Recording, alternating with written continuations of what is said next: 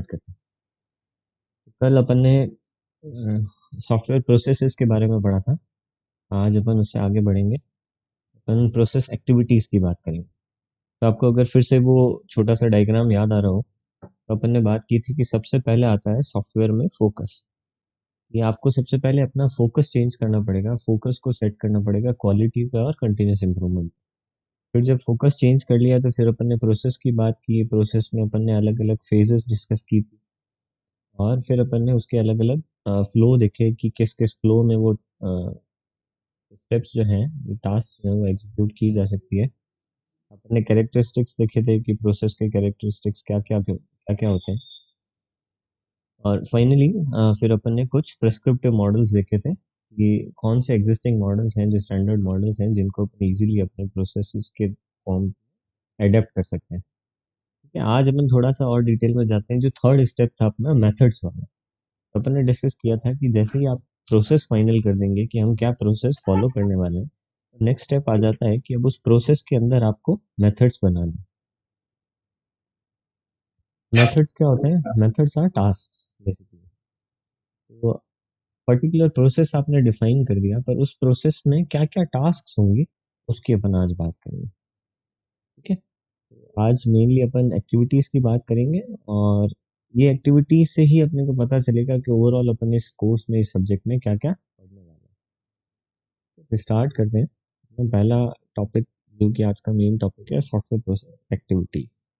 अभी तक ये क्लियर हो गया कि एक्टिविटीज है क्या। बेसिकली ये वो एक्टिविटीज है जो अपन किसी प्रोसेस के अंदर कर रहे हैं, अपार्ट फ्रॉम जो मेजर अपन ने स्टेप्स बताए हैं। जैसे फॉर एग्जांपल अपन ने स्टेप्स बनाए थे कंस्ट्रक्शन, स्टेप्स बनाया था मॉडलिंग, स्टेप्स बनाया था प्लानिंग एंड सो ऑन। तो इन स्टेप्स के अंदर क्या क्या एक्टिविटीज होगी, अपन उनकी बात करने वाले हैं। तो एक सॉफ्टवेयर प्रोसेस को अपन ने पिछली बार जो मॉडल डिस्कस किया था उसमें अपन ने 5 स्टेप्स में डिवाइड किया था। अभी एक अल्टरनेट मैं आपको पर्सपेक्टिव दे रहा हूँ। अगेन जैसा अपन ने कल डिस्कस किया था, प्रोसेस एडेप्टिव हो सकता है। प्रोसेस डिपेंड करता है आपके सिलेक्शन पे कि आप किस किस तरह का प्रोसेस एम्प्लॉय करना चाहते हो एंड सो ऑन। तो एक्टिविटीज डिस्कस करने के लिए मेनली प्रोसेस को अभी अपन 4 पार्ट्स में डिवाइड करें। सॉफ्टवेयर प्रोसेस में अपन 4 फेजेस की बात करेंगे। पहला फेज स्पेसिफिकेशन, जब अपन रिक्वायरमेंट्स को स्टडी करते हैं, एनालाइज करते हैं और फाइनलाइज करते हैं। और फाइनलाइज करने के बाद में एक स्पेसिफिकेशन जनरेट कर रहे हैं जो कि एक रेफरेंस डॉक्यूमेंट की तरह काम आएगा। इससे अपन अपना डेवलपमेंट पार्ट भी डिसाइड होगा, मॉडलिंग भी डिसाइड होगा, वैलिडेशन भी डिसाइड होगा, फाइनली एक्सेप्टेंस भी डिसाइड होगा कि किन टर्म्स पे अपन ने इनिशियली अग्री किया था और वो टर्म्स मीट हुई है या नहीं हुई है। फिर सेकंड फेज डेवलपमेंट का है। डेवलपमेंट में पहला पार्ट डिज़ाइन का आ जाता है, जो कि अपन ने मॉडलिंग पढ़ा था। बिना डिज़ाइन या मॉडलिंग के सीधा इम्प्लीमेंटेशन पे जाना उतना ही नुकसानदायक है जितना कि लैब में बिना असाइनमेंट को समझे उसका प्रोग्राम लिख देना। तो अपन उसकी इम्पोर्टेंस और बाद में देखेंगे जब डिज़ाइन पे पूरा यूनिट है अपना, डिज़ाइन के सारे एस्पेक्ट्स अपन स्टडी करेंगे। बेसिकली डेवलपमेंट में 2 फेजेस आ जाती है, डिज़ाइन और इम्प्लीमेंटेशन, या फिर मॉडलिंग और इम्प्लीमेंटेशन बोल सकते हैं। फिर थर्ड पार्ट आ जाता है अपना validation. Validation is a part where we are trying to ensure कि जो बनाना था वही बना है। ठीक है, validation can be in 2 phases. Validation can be done by the company which is developing the software and the client which is supposed to be using the software. And there could be a third case कि जो client है वो खुद के लिए software ना बना रहा हो. It could be making the software for somebody else. The end user is someone else. But in that case also, we have to look for validation कि जो चाहते थे वही बना या नहीं बना, और जो बनाया है वो सही चल रहा है कि नहीं चल रहा है, whether it is working very fine or not. तो अपन इसमें टेस्टिंग और एक्सेप्टेंस की बातें करते हैं। फिर फाइनली लास्ट अपन इवोल्यूशन की बात करेंगे। इसमें अपन मेंटेनेंस और अपग्रेडेशंस को डिस्कस करते हैं। ठीक है, आगे बढ़ते हुए अपन पहला स्टेप स्टार्ट करते हैं, सॉफ्टवेयर स्पेसिफिकेशन। अपन ने ये तो डिस्कस कर लिया कि स्पेसिफिकेशन में क्या क्या स्टेप्स इन्वॉल्व है, इसको थोड़ा सा डिटेल में देखें। तो सबसे पहला पार्ट आता है फिजिबिलिटी स्टडी। किसी भी सॉफ्टवेयर पे काम करने शुरू करने से पहले आप ये इंश्योर करोगे कि जो कस्टमर की रिक्वायरमेंट है वो फिजिबल है कि नहीं है। अब feasibility in terms of present level of technology हो सकती है कि क्या अभी टेक्नोलॉजी उस प्रॉब्लम को सपोर्ट करती है कि नहीं करती है। लेट्स से फॉर एग्जांपल अगर आपको कोई आके बोले कि मेरे को तो एक ऐसा कैमरा बना के दो जो कि अ, किसी भी ऑब्जेक्ट के आर पार देख सके, तो ऑल्दो कस्टमर के लिए ये रिक्वायरमेंट हो सकता है, उसको चाहिए, पर वी हैव टू इंश्योर कि क्या टेक्नोलॉजी की ऐसी स्टेट है कि अपन अभी ऐसा अचीव कर सकते हैं। और अगर टेक्नोलॉजिकली पॉसिबल है तो फिर अपन देखेंगे कि अपनी कंपनी का स्किल सेट क्या है, अपना कंपनी के ऑब्जेक्टिव्स क्या हैं, अपन किस तरह के प्रोजेक्ट्स करना चाहते हैं, किस तरह का एक्सपर्टाइज अपन अचीव करना चाहते हैं। उसके अलावा अपने को देखना पड़ेगा कि कस्टमर जो रिक्वायरमेंट लेके आया है उसका उतना बजट भी है कि नहीं है, उसका उतना टेक्निकल एक्सपोजर भी है कि नहीं है।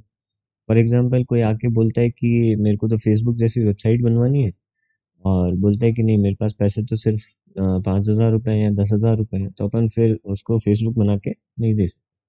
तो फिजिबिलिटी स्टडी में अपन ये सारी चीज़ें कंसिडर करते हैं। उसमें अपना टेक्निकल एस्पेक्ट्स आ जाते हैं, whether it is technically feasible और नॉट, और प्लस अपने पास टेक्निकल रिसोर्सेज जो स्किल सेट है, जो ह्यूमन रिसोर्सेज है, वो अवेलेबल है कि नहीं है। कंपनी के एस्पेक्ट्स अपन डिस्कस करते हैं कि कंपनी के ऑब्जेक्टिव्स क्या हैं, वो किस तरह से प्रोजेक्ट्स करना चाहती है, प्रोजेक्ट कितना बड़ा है कितना छोटा है, सो ऑन, ऐसे भी कई सारे टॉपिक्स हो सकते हैं। और फाइनली अपन कस्टमर के एस्पेक्ट्स भी कवर करते हैं कि कस्टमर को उतना टेक्निकल एक्सपोजर है कि नहीं है। नहीं तो क्या होगा, जब उसकी रिक्वायरमेंट्स क्लियर नहीं होगी तो हो सकता है बाद में जाके प्रॉब्लम आए, उसको खुद को ही समझ में नहीं आ रहा है कि बनवाना क्या है, तो फिर वो एक्सेप्टेंस के टाइम पे प्रॉब्लम करेगा ही करेगा। और उसके अलावा बजट और बिजनेस रिलेटेड चीज़ें तो अपने को डिस्कस करनी ही पड़ती है। तो पहले स्टेप आ गया फिजिबिलिटी स्टडी। अब एक चीज़ इंश्योर करते हैं यहाँ पे कि फिजिबिलिटी स्टडी बहुत ज़्यादा डिटेल्ड ना हो। फिजिबिलिटी स्टडी में जनरली बहुत सीनियर लोग इन्वॉल्व होते हैं, या सेल्स के वो लोग इन्वॉल्व होते हैं जिनको काफ़ी सालों का एक्सपीरियंस है, ताकि बहुत जल्दी डिसीजन लिया जा सके कि इस पे और अपने को टाइम वेस्ट करना है या नहीं करना है, इज़ वेरी इंपॉर्टेंट। फिर फिजिबिलिटी स्टडी के बाद आता है अपना रिक्वायरमेंट एलिसिटेशन। अब ये बहुत इंपॉर्टेंट पॉइंट है। ज़्यादातर क्या होता है जब आप जैसे फॉर एग्जांपल अगर आप कोई शर्ट खरीदने भी दुकान में गए, तो क्या होता है आप जाके बोलते हैं भैया एक एल साइज का शर्ट दिखा दीजिए। उसके बाद में वो आपको पूछता है कि भैया कैसा दिखाऊं, फॉर्मल वियर दिखाऊं या कैजुअल वियर दिखाऊं, पार्टी वियर दिखाऊं। फिर आप कोई एक चॉइस लेते हो, फिर बोलते हैं भैया कलर कैसे दिखाऊं, लाइट में दिखाऊं डार्क में दिखाऊं। फिर वो पूछता है कि भैया प्रिंट कैसे दिखाऊं आपको, मतलब टेक्स्ट प्रिंट चाहिए या फ्लोरल प्रिंट चाहिए, एंड सो ऑन। तो basically that is requirement elicitation, to understand कि जो कस्टमर है उसको चाहिए क्या। Although he had a very clear vision in mind कि मेरे को जाके शर्ट खरीदना है, but he is not aware about the technical know-hows of that particular industry or that particular product line. अब क्योंकि आप उसमें एक्सपर्ट हैं, तो you will have to ensure कि आप उसकी रिक्वायरमेंट्स को समझें ताकि आप उसको वो प्रोडक्ट डिलीवर कर सकें जो कि उसको चाहिए, और बेसिकली जो कि वो इवेंचुअली एक्सेप्ट करेगा।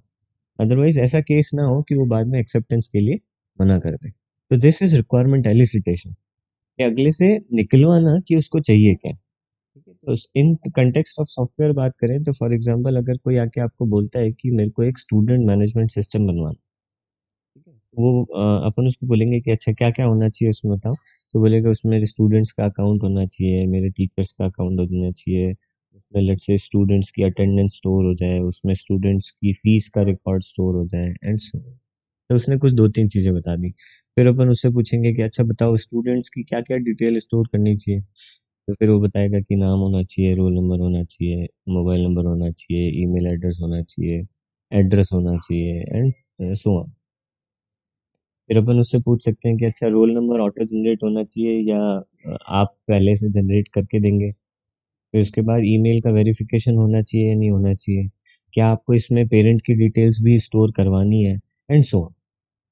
डिपेंडिंग अपॉन किस तरह की प्रॉब्लम है, आपको बहुत सारी रिक्वायरमेंट्स हो सकता है खुद से भी प्रपोज करनी पड़े कि इसमें ऐसा भी हो सकता है, ऐसा भी करना चाहिए, ये भी कर सकते हैं, एंड सो ऑन। इससे एडवांटेज क्या होता है कि बाद में प्रॉब्लम्स नहीं आती।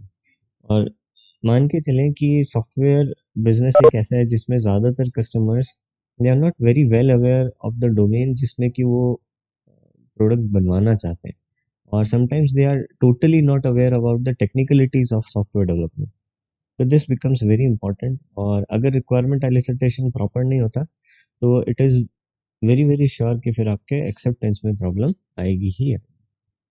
रिक्वायरमेंट एलिसिटेशन बहुत इंपॉर्टेंट है। इस पे अपने आप में पूरे पूरे कोर्सेज होते हैं। काफ़ी सारे कॉरपोरेट्स रेगुलरली अपने मैनेजर्स को, अपने सेल्स पीपल्स को इस तरह के कोर्सेज करवाते हैं ताकि they can properly understand and properly get the requirements from the customer. फिर एलिसिटेशन के बाद नेक्स्ट स्टेप आ जाता है एनालिसिस का, कि जो रिक्वायरमेंट्स निकाल के अपन लाए हैं वो रिक्वायरमेंट्स सिंक्रोनस है कि नहीं, और rather than synchronous I can say कि वो एक दूसरे के साथ कंपैटिबल है कि नहीं। फॉर एग्जांपल लेट्स से अगर किसी कस्टमर ने कहा है कि मेरे को ऐसा 3D मॉडलिंग जैसा कुछ ई कॉमर्स चाहिए कि जिसमें जो मेरे अपैरल्स हैं वो आदमी पहले उस 3D मॉडल पे पहना के चेक कर सके कि कैसा दिखता है, पहनने के बाद कैसा दिखता है। बट और उसमें उसने ये भी बोला है अपने को कि वो जो 3D मॉडल है वो एडेप्टेबल होना चाहिए, अलग अलग बॉडी फिगर्स के साइज के हिसाब से अलग अलग मॉडल्स आए। फैट के लिए अलग आए, थिन के लिए अलग आए, एल साइज के लिए अलग आए, एम साइज के लिए अलग आए, एंड सो ऑन। ये एक पहली रिक्वायरमेंट हुई। पर इसके अगेंस्ट वो दूसरे रिक्वायरमेंट ये दे रहे हैं कि मेरे जो सारे कपड़े हैं वो किसी भी साइज हो, कैसी भी साइज हो, उस पर अच्छा ही दिखना चाहिए। तो ये दोनों अगेंस्ट वाली बातें होंगी। हो सकता है कि आपके पास में एम साइज का शर्ट है और आप चाह रहे हैं कि वो एल साइज के फिगर पे भी अच्छा दिखे, तो then it is a contradicting requirement. तो अपने को ये देखना पड़ेगा हमेशा कि कहीं रिक्वायरमेंट्स ठीक है, very fine, we have got the requirements from them, पर वो रिक्वायरमेंट्स आपस में कॉन्ट्राडिक्टिंग ना हो। क्योंकि अगर आपने एक बार अग्री कर लिया तो फिर आपको बनाना ही पड़ेगा, और जब बनाओगे तो फिर एक्सेप्टेंस में प्रॉब्लम आएगी। तो that is what we do in analysis phase. फिर अपना थर्ड फेज आ जाता है रिक्वायरमेंट स्पेसिफिकेशन। अभी तक अपन रिक्वायरमेंट निकाल के ले आए, फिजिबल थी, चेक कर लिया, एनालिसिस कर लिया। अब स्पेसिफिकेशन पार्ट आ जाता है कि उस रिक्वायरमेंट को प्रॉपरली डॉक्यूमेंट करना है। डॉक्यूमेंट करना है in terms of functional requirement, non functional requirements, and so on. अपन इसके बारे में और डिटेल्स बाद में पढ़ेंगे कि ये रिक्वायरमेंट्स क्या क्या होती है। यूजर रिक्वायरमेंट्स की बात करेंगे, सिस्टम रिक्वायरमेंट्स की बात करेंगे, काफ़ी सारी चीज़ें हैं।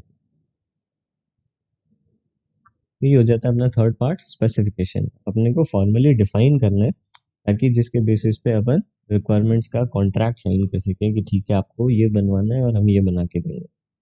अब इसमें एक एडिशनल स्टेप कभी कभी इंक्लूड हो जाता है, कुछ बुक्स में दिया हुआ है, दैट इज रिक्वायरमेंट वैलिडेशन। अभी रिक्वायरमेंट स्पेसिफिकेशन बनने के बाद में वो डॉक्यूमेंट, हो सकता है रिक्वायरमेंट स्पेसिफिकेशन बनाने वाली जो टीम है, it could be new people, this could be mid level managers और junior level managers within an organisation. पर अगर प्रोजेक्ट बहुत बड़ा है, लेट्स से 500 करोड़ का प्रोजेक्ट अपन स्टार्ट करना चाहते हैं, गवर्नमेंट ऑफ इंडिया का कोई बहुत बड़ा प्रोजेक्ट ले लिया अपन ने सॉफ्टवेयर डिप्लॉयमेंट का, तो उस केस में विल इंश्योर कि जो स्पेसिफिकेशन बनना है उसमें कहीं कोई छोटी मोटी गलती ना रहता है। तो क्या करेंगे उस केस में, अपन एक थर्ड पार्टी टीम बना देते हैं या अपनी कंपनी की कोई टीम बना देंगे जो कि उन रिक्वायरमेंट्स को वैलिडेट करेगी कि इसमें कोई गलती ना रह गई। अगर कोई गलती रह जाती है तो अपन उसको रिवाइज करते हैं, फिर से स्पेसिफिकेशन फेज में जाएंगे, या फिर हो सकता है कि अगर कुछ डाउट आ जाए, अनक्लैरिटी हो, तो फिर अपन फिर से एलिसिटेशन फेज में जा सकते हैं, और फाइनली अपन वापस से इसी प्रोसेस को फॉलो करते हुए वैलिडेशन फेज तक आएंगे। जब वैलिडेट हो जाएगा तो then it will be our formal requirements document. अच्छा, अब ये रिक्वायरमेंट डॉक्यूमेंट होना बहुत ज़रूरी है, अदरवाइज कॉन्फ्लिक्ट्स होते ही होते हैं। ठीक है। तो जब भी बड़ा कॉन्ट्रैक्ट है, जब भी कॉर्पोरेट लेवल की कोई प्रोसीजर्स की बात हो रही है जहाँ पे रिक्वायरमेंट्स एक पूरे चैनल के थ्रू आती है, और अगर उसमें कुछ चेंज भी करना है तो वो पूरे चैनल के थ्रू आएगा, तब ये रिक्वायरमेंट्स डॉक्यूमेंट होना बहुत ज़रूरी हो जाता है। इसके अगेंस्ट लेट्स से अगर आप किसी स्टार्टअप के लिए कोई छोटा एप्लीकेशन बना रहे हैं, कोई कोड बना रहे हैं, तो there could be a different case. वहाँ पे अगर आप इतनी सारी बातें करोगे, रिक्वायरमेंट डॉक्यूमेंट ये वो, तो स्टार्टअप कह देगा, बोले हमारे को भी नहीं पता कि बनवाना क्या है हमको, और आप इतना स्ट्रिक्ट बन गए हो, हम आपसे काम नहीं करेंगे। तो डिपेंडिंग अपॉन कस्टमर, कभी कभी अपने को रिक्वायरमेंट्स इंजीनियरिंग वाला ये जो फेज है इसको भी अडेप्ट करना होता है। अगेन अपने को हमेशा ये चीज़ ध्यान रखनी है कि अपन कोई भी प्रोसेस की बात कर रहे हैं, कोई भी एक्टिविटीज़ की बात करें, वो हमेशा रोड मैप है, वो गाइडलाइन है। उसको अगर स्टेप बाय स्टेप फॉलो करने जाएंगे तो प्रोबेबली हो सकता है कि वो ज़्यादा नुकसानदायक हो जाए। फिर अपन आगे चलते हैं। अच्छा, ये सारा जो प्रोसेस कहलाता है, इसको बकायदा पूरा कंप्यूटर साइंस के अंदर में एक अलग डोमेन बनाया हुआ है जिसका नाम है रिक्वायरमेंट्स इंजीनियरिंग। इसके लिए काफ़ी सारी स्टडीज़ होती है, काफ़ी सारे टूल्स डेवलप किए जाते हैं, काफ़ी सारे सर्वेज़ ऑर्गेनाइज़ होते हैं रेगुलरली, ताकि इस प्रोसेस को और कैसे मैच्योर किया जाए। क्योंकि ये सबसे क्रूशियल प्रोसेस है। जब तक रिक्वायरमेंट्स प्रॉपर्ली स्पेसिफाइड नहीं होगी, आप प्रॉपर एक्सेप्टेंस ले ही नहीं सकते, और एक्सेप्टेंस इज़ वेरी इंपॉर्टेंट, क्योंकि उसी से कस्टमर सैटिस्फैक्शन आता है, उसी से कंपनी की रेपुटेशन बनती है। फिर नेक्स्ट बात करते हैं अपन सॉफ्टवेयर डिज़ाइन एंड इम्प्लीमेंटेशन। अभी अपना रिक्वायरमेंट पूरा फाइनल हो गया था, ठीक है? तो अब अपन अपने पास क्या है, प्लेटफ़ॉर्म की इन्फॉर्मेशन होगी कि कैसे अपने को बनाना है, रिक्वायरमेंट्स है प्रॉपर्ली डिफाइंड, और लेट्स से डेटा भी डिफाइंड है। तो बेसिकली प्लेटफ़ॉर्म और डेटा भी आएगा कहाँ से? रिक्वायरमेंट्स के थ्रू ही अपन निकाल के लाएँगे। तो इनको अपन बोलते हैं डिज़ाइन इनपुट्स।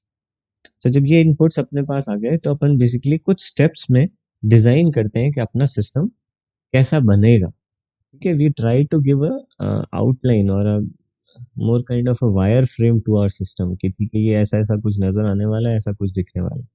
जब तक डिज़ाइन कंप्लीट नहीं होगा, इम्प्लीमेंटेशन अपन स्टार्ट नहीं कर सकते, और नहीं करना चाहिए। ऐसा नहीं है नहीं कर सकते, आप लोग करते ही हैं।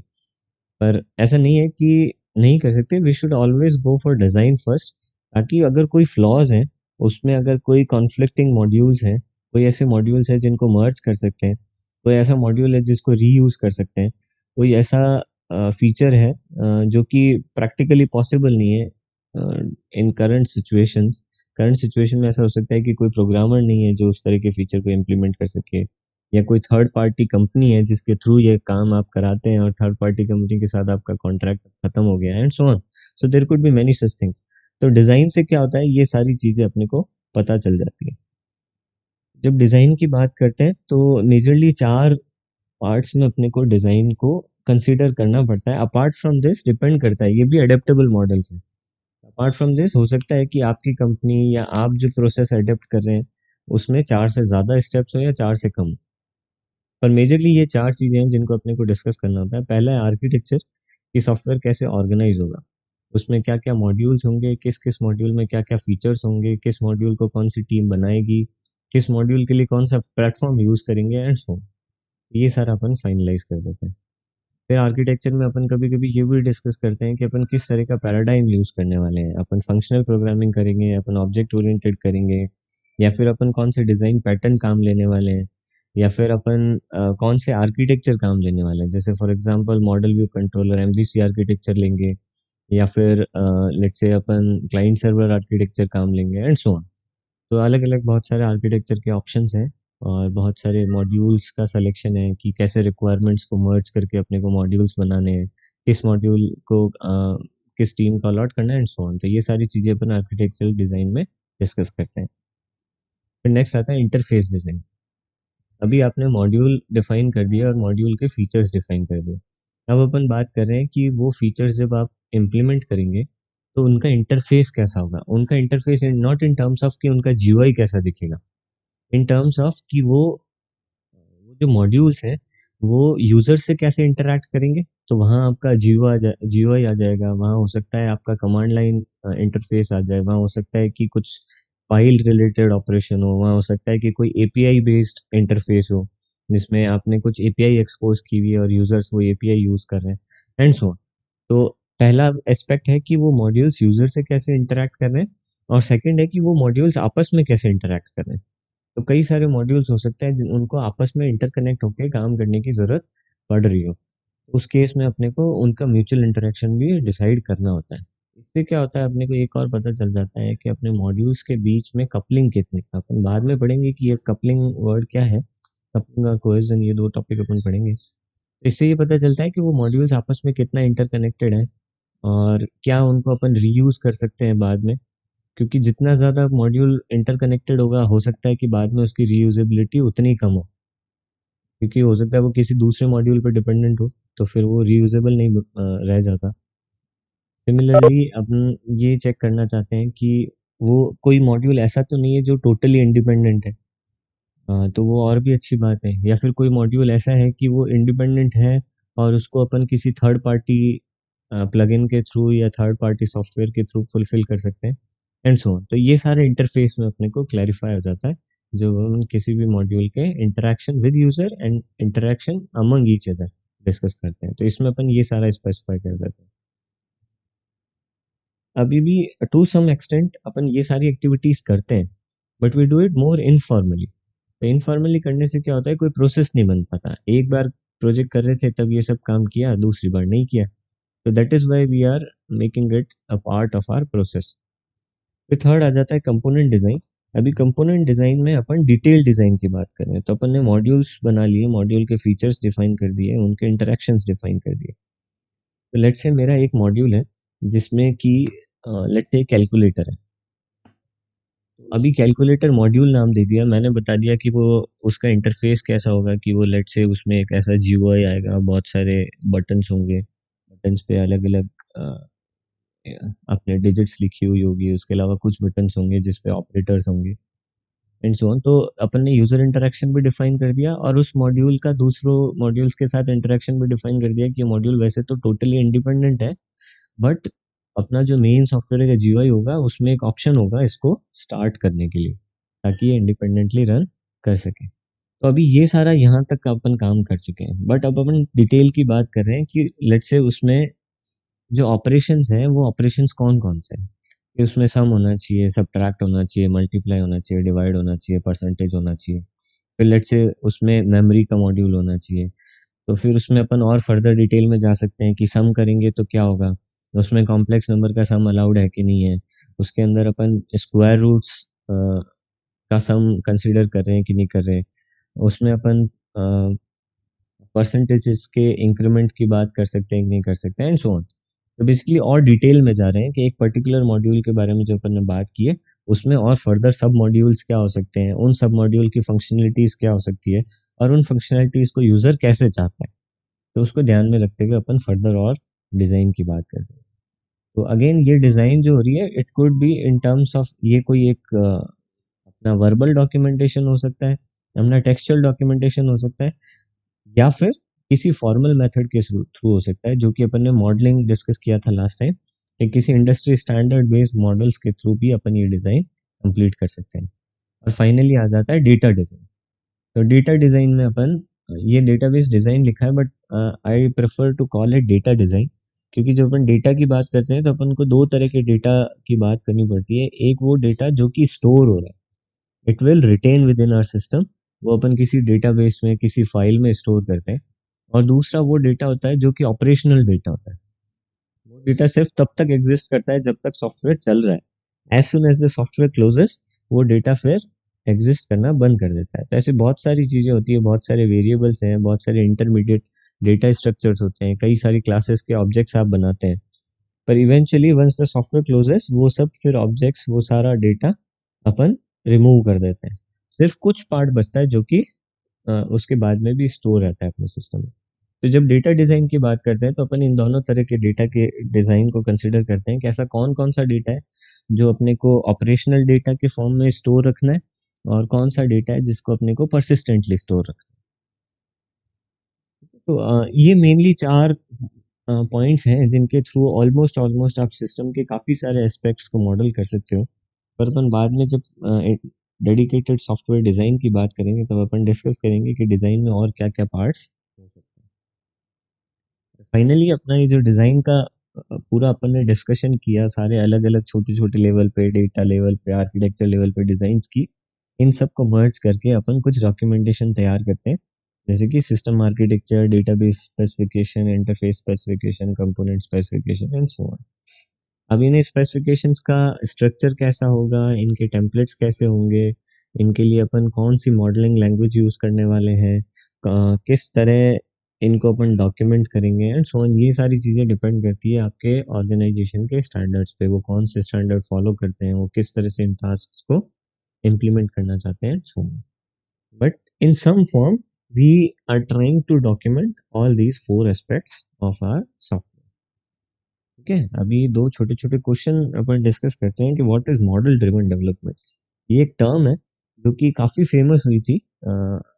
दिस इज मोर अबाउट कि आपने जो डिजाइन किया है उसको अभी कोड में कन्वर्ट कैसे करना है। तो लेट्स से जो डिजाइन कर रहे हैं, अपन बात कर रहे हैं मॉडलिंग की, तो ये डिजाइन का अब let's say for example architecture का जो मेरे को डिस्क्रिप्शन देना है, मैं सिंपल एक टेक्स्ट पैराग्राफ में भी लिख सकता हूँ। पर इसके अगेंस्ट लेट्स से अगर कोई स्टैंडर्ड मॉडल है कि आपको ऐसा ऐसा कुछ डायग्राम बनाना है, उसमें ये ऐसा डब्बा होगा, इसमें प्लेटफॉर्म लिखेंगे, फिर प्लेटफॉर्म के इंटरेक्शंस को अपन एरो से बताएंगे एंड सो ऑन। तो अगर ऐसा कोई मॉडल जैसा आपके पास कोई डिफाइंड स्टैंडर्ड है, तो आप उस स्टैंडर्ड में उस पूरी अपने डिजाइन को स्पेसिफाई कर दो। और model driven development is a paradigm where the complete development will depend upon the designed models only. ठीक है, उसमें अपन रिक्वायरमेंट स्पेसिफिकेशन को देखेंगे ही नहीं। ठीक है, तो this is called model driven development. इसमें जो मॉडलिंग करने के बाद जो मॉडलिंग का आउटपुट आया है, that is our complete source of development requirements. ठीक है, अपन कोई एसआरएस को या अपने रिक्वायरमेंट स्पेसिफिकेशन को एक बार भी खोल के नहीं देखने वाले। फिर सेकंड क्वेश्चन है कि what is unified modelling language. तो जब मॉडल ड्रिवन डेवलपमेंट धीरे धीरे फेमस होने लगा, तो कई सारे ओपन सोर्स और इंडस्ट्री स्टैंडर्ड्स निकल निकल के आने लगे, which tried to cover all aspects, all these four and more aspects of a software in terms of well defined models, ताकि मॉडल ड्रिवन डेवलपमेंट किया जा सके। ये मॉडल ड्रिवन डेवलपमेंट की सबसे अच्छी बात क्या है, requirements are English language, mostly in English language या ह्यूमन लैंग्वेज में होती है। तो उसको इंटरप्रिटेशन में ऑब्जेक्टिविटी आ जाती है, सॉरी सब्जेक्टिविटी आ जाती है। एक लाइन लिखी है, उसको मैं कैसे समझता हूँ, वो डिपेंड करेगा, उस पे डिपेंड करेगा कि एक्चुअल मैं प्रोडक्ट क्या बनाऊंगा, मैं एक्चुअल जो मॉड्यूल डिजाइन कर रहा हूँ उसका आउटपुट कैसा नजर आएगा। ठीक है, तो उसको अवॉइड करने के लिए, उस सब्जेक्टिविटी को अवॉइड करने के लिए मॉडल्स पे बहुत सारा डिस्कशन होने लगा। अलग अलग इंडस्ट्रीज ने, अलग अलग कंपनीज ने अपने अपने मॉडल प्रपोज किए। But eventually after some times काफी लोगों ने मिलके एक मॉडल था, जिसको कि अपन बोलते हैं यूनिफाइड मॉडलिंग लैंग्वेज। ये एक मॉडलिंग फ्रेमवर्क है। इसको सबने एक्सेप्ट कर लिया, काफी लोगों ने एक्सेप्ट कर लिया, सब तो नहीं कह सकते, 100% तो कभी नहीं होता, पर काफी लोगों ने एक्सेप्ट कर लिया कि ठीक है, अब से हम हमारा जो भी डिजाइन स्पेसिफिकेशन होगा वो यूनिफाइड मॉडलिंग लैंग्वेज को यूज करके ही बनाएंगे।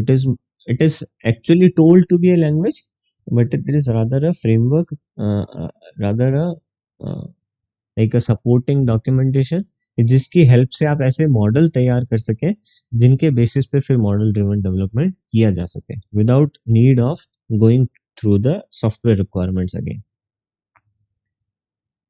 नेक्स्ट आगे चलते हैं अपन, ये दो क्वेश्चंस जरूरी थे। नेक्स्ट अपन आगे बात करते हैं अभी इम्प्लीमेंटेशन की।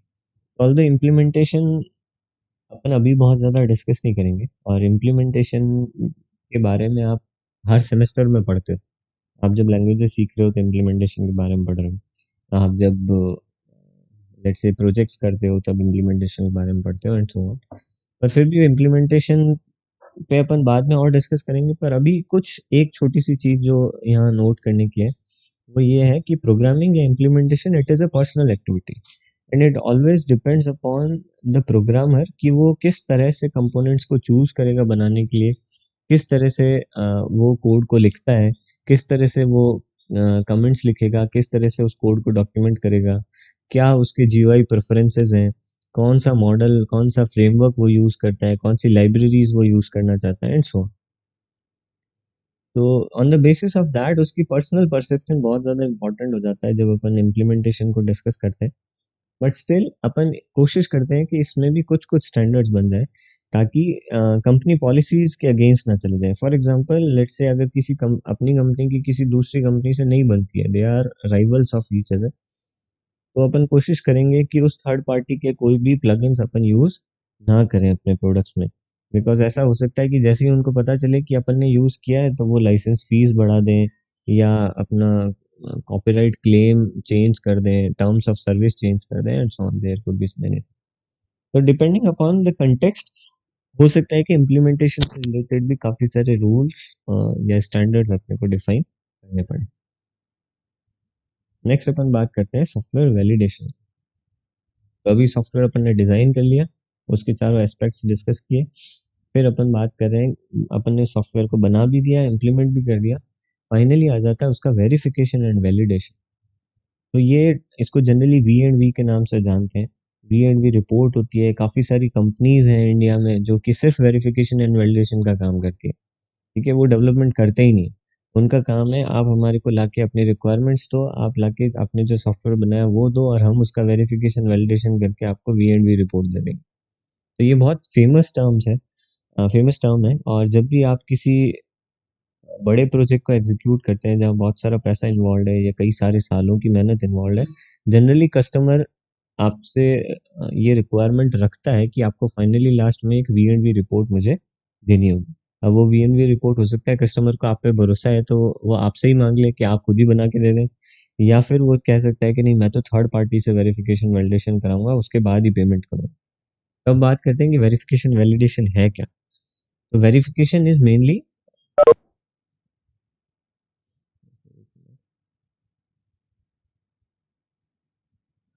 So verification is the task of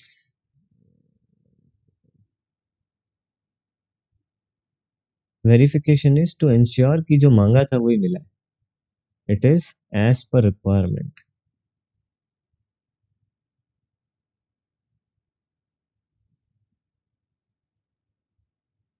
और validation is the task of ensuring that whatever is being delivered is correct. तो accurate है, accuracy है और correctness, ये दो चीजें अपन यहाँ चेक करते हैं। तो इनके बीच में डिफरेंस काफी बार पूछा जाता है, इंटरव्यूज में भी पूछते हैं, एग्जाम्स में भी बहुत बार आता है, बिकॉज क्योंकि ये टर्म्स थोड़ा सा कंफ्यूजिंग है। पर आपको ऐसे समझना है, किसी चीज को वेरीफाई करते हैं, जब अपन लेट से आप किसी चीज को वेरीफाई कर रहे हो तो आपके पास में कोई स्टैंडर्ड होगा, कोई अ, मतलब आइडियल कोई सिचुएशन होगी, उसके रेस्पेक्ट में आप उसको वेरीफाई करोगे कि ये सही है या नहीं। तो सॉफ्टवेयर के केस में वो आइडियलनेस, वो जो रेफरेंस डॉक्यूमेंट है वो क्या है अपने पास, अपना रिक्वायरमेंट स्पेसिफिकेशन। तो बेसिकली जो रिक्वायरमेंट्स दी थी उसके कंटेक्स्ट में आपका सॉफ्टवेयर सही बना है या नहीं बना है, वो वेरिफिकेशन है। अब हमेशा ये इससे आप याद रख सकते हैं, जब वेरीफाई करना है तो अपने पास में कोई सोर्स होना चाहिए जिसके रेस्पेक्ट में अपन वेरीफाई करेंगे, और सॉफ्टवेयर कंटेक्स्ट में वो सोर्स क्या है, अपना रिक्वायरमेंट स्पेसिफिकेशन। अच्छा, अब अगर आप इंटरनल वेरिफिकेशन कर रहे हैं तो ये सिर्फ रिक्वायरमेंट वेरिफिकेशन नहीं होगा, उस केस में ये डिजाइन वेरिफिकेशन भी हो सकता है, कि जो डिजाइन डॉक्यूमेंट बने थे, जो मॉडल्स बनाए थे, उसके रिस्पेक्ट में जो डेवलप्ड अपना सिस्टम है वो उसके रिस्पेक्ट में वेरीफाई हो रहा है कि नहीं हो रहा, जो मॉडल दिया था बिल्कुल वैसा ही बना है कि नहीं बना है। तो design verification can also be done. पर जनरली डिजाइन वेरिफिकेशन एक इंटरनल एक्टिविटी होती है, and it is generally done through testing different models.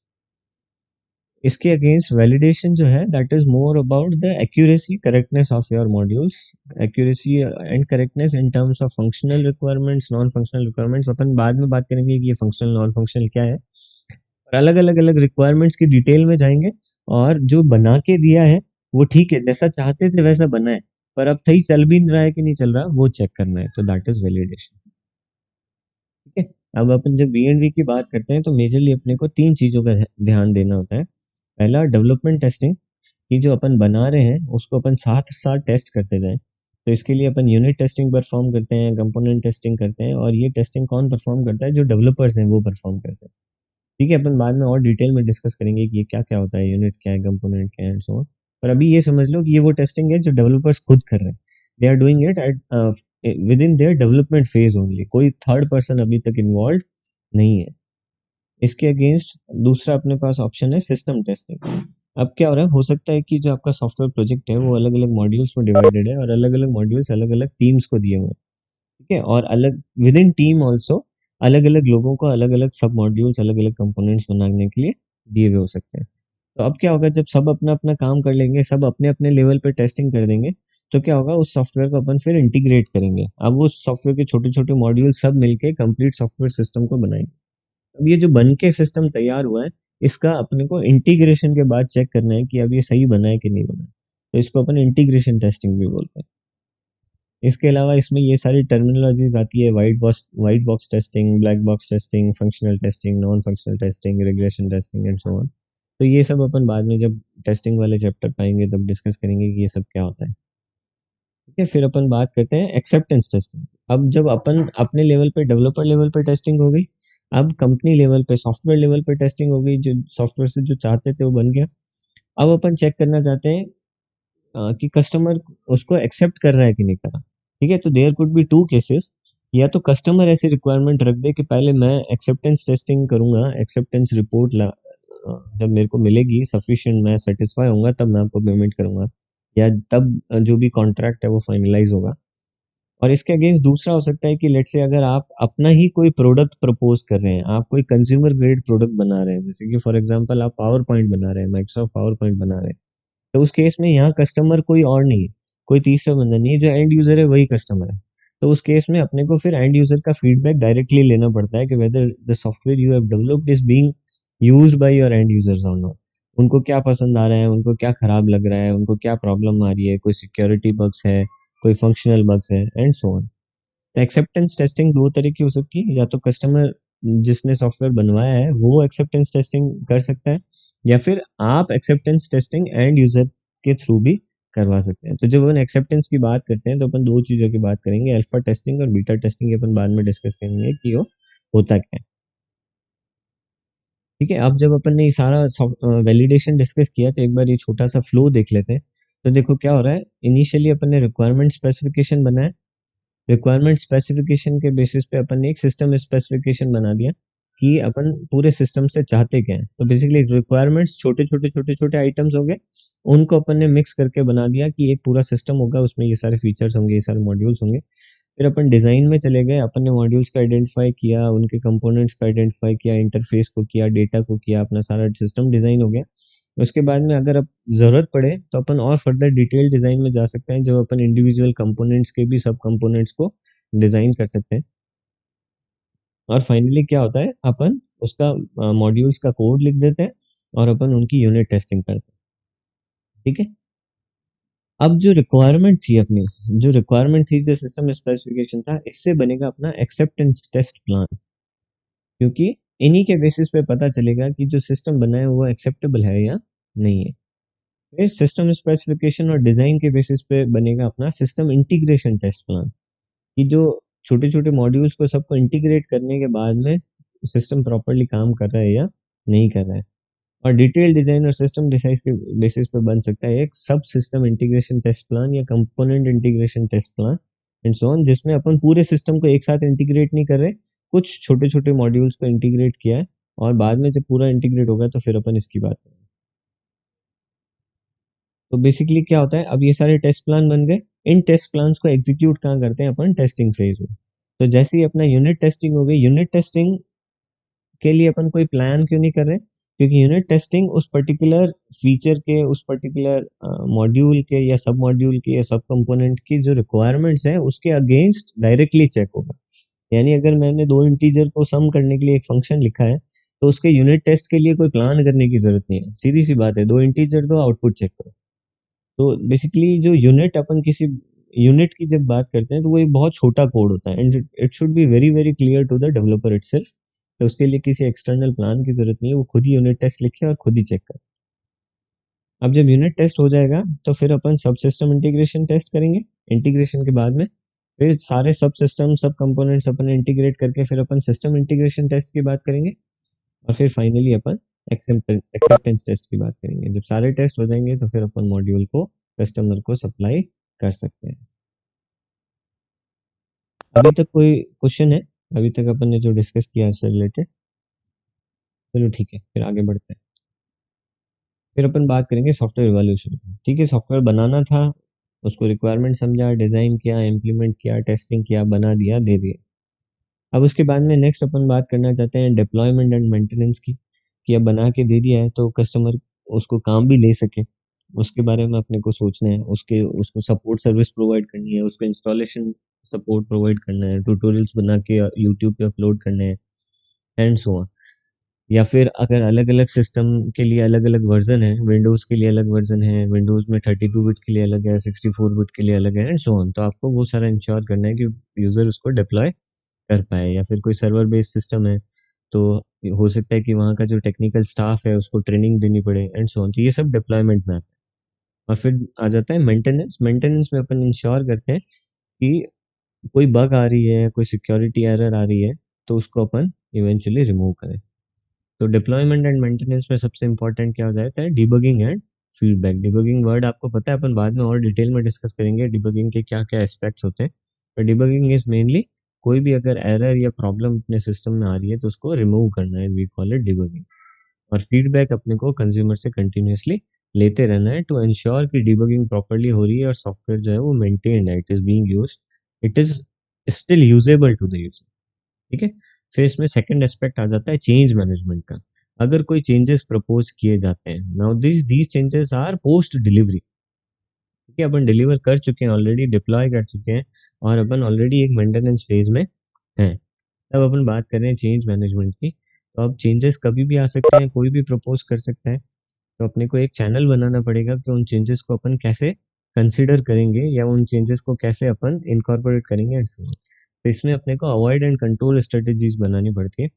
अपन या तो उन चेंजेस को अवॉइड करेंगे क्योंकि लेट से कस्टमर उसके लिए अलग से पैसा देने को तैयार नहीं है, या अपने पास अब वो रिसोर्सेज अवेलेबल नहीं है कि अपन उसमें वो चेंजेस इनकॉर्पोरेट कर सकें, या वो टेक्नोलॉजी ऑलरेडी सेचुरेट हो सकती है, हो चुकी है, या कंपनी ने डिसाइड कर लिया कि लेट से आपसे हम वेब बेस्ड प्रोडक्ट्स पे काम नहीं करेंगे, आपसे हम सिर्फ आईओटी पे काम करेंगे।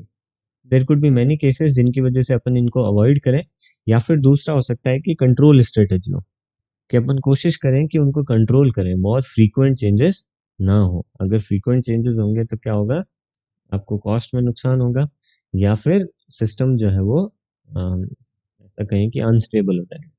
तो कंट्रोल करने का मतलब ये नहीं है कि कंट्रोल कर दिया और अब बनाएंगे नहीं, अब चेंजेस इनकॉर्पोरेट करेंगे नहीं। तो कंट्रोल में दोनों ही चीजें आ जाती है, अपने को उनकी फ्रीक्वेंसी को कंट्रोल करना है, but at the same time वो कंट्रोल कब होगी, जब वी कैन इंश्योर कि कुछ चेंजेस जो हैं वो रेगुलरली उसमें इनकॉर्पोरेट होते जाएं। उसके लिए जो भी टर्म्स हैं वो अगर आपको कस्टमर से डिस्कस करनी है कस्टमर से करो, या फिर अगर कोई कंज्यूमर ग्रेड प्रोडक्ट पे काम कर रहे हो तो अपनी टीम से डिस्कस करनी है, अपने मैनेजमेंट से डिस्कस करनी है, बोर्ड ऑफ कंपनी बोर्ड से डिस्कस करनी है। तो आप उनसे डिस्कस करके और उनको चेंजेस को इनकॉर्पोरेट करना भी शुरू कर सकते हैं। अवॉइड एंड कंट्रोल स्ट्रेटेजीज में अपन बाद में और डिस्कस करेंगे कि क्या क्या आता है, कैसे काम करता है। फिर थर्ड एस्पेक्ट आ जाता है कॉन्फ़िगरेशन मैनेजमेंट। तो अभी किसी सॉफ्टवेयर का कॉन्फ़िगरेशन क्या होता है, सॉफ्टवेयर का कोड भी उसका कॉन्फ़िगरेशन है, सॉफ्टवेयर से रिलेटेड जो डेटा स्ट्रक्चर्स हैं वो भी उसका कॉन्फ़िगरेशन है। उसके अलावा सॉफ्टवेयर का प्लेटफॉर्म जो है वो किस लैंग्वेज पे बना हुआ है, किस फ्रेमवर्क्स को यूज़ कर रहा है, किस डेटाबेस को यूज़ कर रहा है, डेटाबेस सर्वर है, लोकल है, किस ऑपरेटिंग सिस्टम पे बना हुआ है एंड सो ऑन। ये सब क्या कहलाता है, सॉफ्टवेयर का कॉन्फ़िगरेशन कहलाता है। इसके अलावा यूज़र प्रेफरेंसेस हो सकती है, डेवलपर प्रेफरेंसेस हो सकती है, उसके अलग अलग लाइसेंसेस हो सकते हैं कि एक स्टार्टर लाइसेंस है, एक एडवांस लाइसेंस है एंड सो ऑन। तो किस लाइसेंस के अंदर कितने फीचर्स प्रोवाइड करने हैं, उस लाइसेंसिंग को मैनेज करना है, ये सारा सॉफ्टवेयर का कॉन्फ़िगरेशन कहलाता है। तो क्या होता है, जैसे जैसे आप इवॉल्व करोगे सॉफ्टवेयर को, उसका मेंटेनेंस करोगे, उसमें चेंजेस करोगे, तो क्या होगा, आपका ये कॉन्फ़िगरेशन भी अपडेट होगा। अब जब कॉन्फ़िगरेशन अपडेट होगा तो क्या होगा, हो सकता है कि आपका सॉफ्टवेयर चलना बंद हो जाए या बग्स आनी शुरू हो जाए। कैसे, कि फॉर एग्जांपल आपने सॉफ्टवेयर की कोई लाइब्रेरी यूज़ की थी, अब उस लाइब्रेरी का नया वर्जन आया और यूज़र ने वो लाइब्रेरी का वर्जन अपडेट कर दिया, पर अब जो नया वर्जन आया वो बैकवर्ड कंपैटिबल नहीं है, या फिर उसने पर्टिकुलर कुछ यूआई कंपोनेंट्स को चेंज कर दिया और अब वो आपके सॉफ्टवेयर के साथ कंपैटिबल नहीं है। तो ऐसी कुछ प्रॉब्लम्स आ सकती है। उसके अलावा लेट्स से आपका सॉफ्टवेयर इंस्टॉल था, वो कुछ पर्टिकुलर सिस्टम सेटिंग्स यूज़ कर रहा था, पर अब कोई दूसरा सॉफ्टवेयर इंस्टॉल किया यूज़र ने और उसने वो सिस्टम सेटिंग्स चेंज कर दी, तो वो केस में फिर आपके सॉफ्टवेयर को प्रॉब्लम हो सकती है। फिर लेट्स से जो लाइसेंसिंग डेटा था आपकी एप्लीकेशन का, वो आप कहीं फाइल्स में स्टोर रख रहे थे या कहीं रजिस्ट्री में स्टोर रख रहे थे, पर कोई थर्ड पार्टी एप्लीकेशन आई, उसने वो फाइल्स को अपडेट कर दिया, रिमूव कर दिया, तो उस केस में क्या होगा। तो कॉन्फ़िगरेशन मैनेजमेंट में अपने को सॉफ्टवेयर लाइफ साइकिल के कॉन्फ़िगरेशन को भी ध्यान रखना है कि जहाँ पे वो सॉफ्टवेयर डिप्लॉय हो चुका है और जहाँ चल रहा है, और उसके पैरेलली अपने को ये भी ध्यान रखना है कि वो सॉफ्टवेयर डिप्लॉय होने से पहले भी उसका अपना एक कॉन्फ़िगरेशन है, जिसको कि अपन कह सकते हैं उसका डेवलपमेंट कॉन्फ़िगरेशन, कि वो कौन सी लैंग्वेज यूज़ कर रहा है, लैंग्वेज के वर्ज़न कौन से हैं, फ्रेमवर्क के वर्ज़न कौन से हैं एंड सो ऑन। तो ये कॉन्फ़िगरेशन मैनेजमेंट कहलाता है। इन सारी चीज़ों का ध्यान रखना है, इन सब चीज़ों का इंश्योर करना है। तो अपन इसमें वर्जन्स और डिपेंडेंसीज पे मेनली फोकस करते हैं कि सॉफ्टवेयर के अलग अलग वर्जन्स हो सकते हैं, उनकी वर्जनिंग करनी है, उनके रिलीज वर्जन्स हो सकते हैं, उनके डीबग वर्जन्स हो सकते हैं, उनके अ, अपन ऐसा कहें कि टेस्टिंग वर्जन्स हो सकते हैं। ठीक है। और अपार्ट फ्रॉम दैट किसी भी सॉफ्टवेयर की बहुत सारी डिपेंडेंसीज होती है, अपने को उनको भी मैनेज करना है। ये अपन जब बाद में कॉन्फ़िगरेशन मैनेजमेंट पढ़ेंगे, सॉफ्टवेयर कॉन्फ़िगरेशन मैनेजमेंट, तब अपन इन टॉपिक्स को और डिटेल में स्टडी करेंगे। ठीक है। तो इवोल्यूशन में क्या होता है, अपन ने सिस्टम रिक्वायरमेंट्स बनाई थी, अपन ने एग्जिस्टिंग सिस्टम्स को एसेस किया, फिर सिस्टम चेंजेस प्रपोज किए, फिर मॉडिफाई किया, मॉडिफिकेशन के बेसिस पे नया सिस्टम बनेगा, उस नए सिस्टम को फिर से अपन एसेस करेंगे। अब एसेस के केस में क्या होता है, अपन कुछ एग्जिस्टिंग सिस्टम्स को भी स्टडी कर सकते हैं कि अपना सिस्टम दूसरे अपने जो कॉम्पिटिटर्स हैं या दूसरे जो ओपन सोर्स सॉल्यूशंस हैं उनके कंपैरिजन में कैसा स्टैंड करता है, ताकि कंपैरेटिव स्टडी से क्या हो, उसको अपन प्रॉपर्ली इवॉल्व कर पाएँ, उसको प्रॉपर्ली इम्प्रूव कर पाएँ।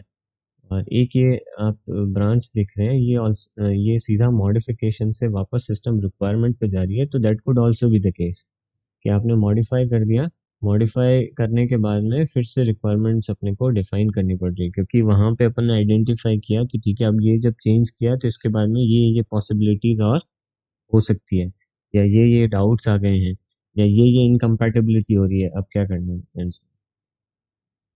तो ये अपना इवोल्यूशन की बात हो जाती है। इवोल्यूशन में अपन ये सारे टॉपिक्स को, ये सारी चीज़ों को डिस्कस करेंगे एक बार। ठीक है। फाइनली एक छोटे से कोट के साथ आज का लेक्चर खत्म करते हैं। तो एक जनरल टर्मिनोलॉजी स्टीव मैककॉनल ने दी थी कि जनरली लोग कहते हैं कि सॉफ्टवेयर डेवलपमेंट डोमेन के अंदर जो नॉलेज है, उसकी हाफ लाइफ जो है वो 3 इयर्स होती है। हाफ लाइफ पता है आप लोगों को? आप में से फिजिक्स कितने बच्चों ने पढ़ी है? ज़्यादातर पीसीएम से ही तो पास आउट है। कोई है जो पीसीएम से नहीं है? अच्छा। हाफ लाइफ, ओके ओके ठीक है। हाफ लाइफ एक कॉन्सेप्ट है, जो कि फिजिक्स में अपन जब न्यूक्लियर फिजिक्स पढ़ते हैं तब ये कॉन्सेप्ट आता है। हाफ लाइफ कहलाता है कि जैसे जब न्यूक्लियर किसी कंपोनेंट की बात करें अपन, आप किसी भी आइसोटोप की बात करें, तो उसकी जो रेडियो एक्टिविटी है वो कुछ टाइम बाद आधी रह जाती है। ठीक है। फॉर एग्जांपल अगर आप या यूरेनियम का कोई आइसोटोप लेके बैठे हैं लेट्स से, तो क्या होगा कि लेट्स से यूरेनियम की जैसे हाफ लाइफ कुछ भी है, मेरे को एग्जैक्टली नहीं पता, लेट्स से 10 साल। तो अभी यूरेनियम जितने रेडिएशन रिलीज कर रहा है, ओके शुभम ने पोस्ट किया है कि 999 है, ठीक है। तो जो भी उसकी हाफ लाइफ है उसके बाद में क्या होगा, उसका रेडिएशन, अभी जितने रेडिएशन वो रिलीज कर रहा है उसका हाफ रह जाएगा। तो ये हाफ लाइफ कहलाती है कि जो भी उसकी प्रॉपर्टी है उस पर्टिकुलर सिस्टम की, उस पर्टिकुलर प्रोडक्ट की, उस पर्टिकुलर एलिमेंट की, उसकी जो भी कि जिस भी प्रॉपर्टी के टर्म्स में अपन बात कर रहे हैं, वो प्रॉपर्टी कितने टाइम बाद में हाफ इफेक्टिव रह जाती है, जितनी ओरिजिनल उसकी इफेक्टिवनेस थी उससे हाफ कितने टाइम में हो जाती है। तो सॉफ्टवेयर डेवलपमेंट नॉलेज का जनरली बोला जाता है कि उसकी हाफ लाइफ 3 इयर्स है। यानी आपने आज कोई लैंग्वेज सीखी है, तो हो सकता है कि 3 साल बाद उसकी इंपॉर्टेंस सिर्फ हाफ रह जाए। ठीक है।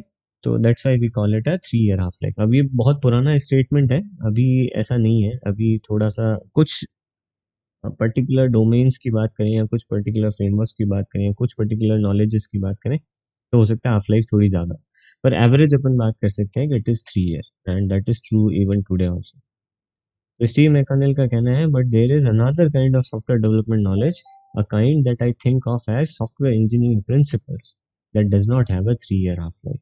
यानी आप जब सॉफ्टवेयर इंजीनियरिंग प्रिंसिपल्स को सीखते हैं तो इसकी कोई 3 ईयर हाफ लाइफ नहीं है। In fact they serve a professional programmer throughout his और हर करियर, क्योंकि ये एक ऐसी नॉलेज है जो कि हमेशा काम आने वाली है, हमेशा एग्जिस्ट करेगी। इसका इसको चेंज करने का कोई ऑप्शन नहीं। आप इसको अडेप्ट कर सकते हैं, आप इसके वेरिएशंस यूज कर सकते हैं, but this will always have to be there if you want to make good software and have happy customer.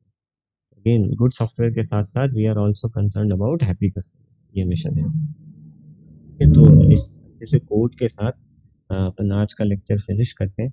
अगर किसी को अभी तक कोई डाउट्स है तो डिस्कस कर सकते हैं अपन। अच्छा, ये लेक्चर इसलिए भी इम्पोर्टेंट है क्योंकि इसमें ओवरऑल ना पूरा अपना सॉफ्टवेयर इंजीनियरिंग कवर हो जाता है। उसके जितने भी एस्पेक्ट्स हैं, जितने भी अ, मतलब स्टेप्स इन्वॉल्व हैं, जिनको अपन मेनली फोकस कर रहे हैं, वो सारे इसमें अपन कवर कर लेते हैं। तो इससे आपको पूरा एक आउटलाइन मिल जाता है कि सॉफ्टवेयर इंजीनियरिंग क्या है और उसमें अपन क्या क्या करने वाले हैं। क्योंकि जब अपन डिटेल में जाएंगे तो हो सकता है कि ये थोड़ा ज़्यादा इंटरेस्टिंग लगे या थोड़ा बर्डनसम लगे कि ये इतना सारा क्यों अपन डिस्कस कर रहे हैं, और ये सब कहाँ ज़रूरी है। पर ये सब पता होना ज़रूरी है क्योंकि हो सकता है अभी आपको ये ज़रूरी ना लगे, क्योंकि आप अभी एक जूनियर जूनियर लेवल पे हैं, आप इम्प्लीमेंटेशन के टर्म्स में ज़्यादा सोचते हैं। But eventually after some time जब आप मैनेजिंग रोल्स में जाएँगे, which you will go eventually, जिन लोगों को ये प्रिंसिपल्स पता होंगे, जो इन प्रिंसिपल्स को अपनी डे टू डे लाइफ में एम्बेड कर पाएँगे, अपनी day to day professional life में, हो सकता है कि वो मैनेजमेंट लेवल पे जल्दी पहुँचे, रादर देन जो कि सिर्फ़ इम्प्लीमेंटेशन पे फ़ोकस करें, है ना?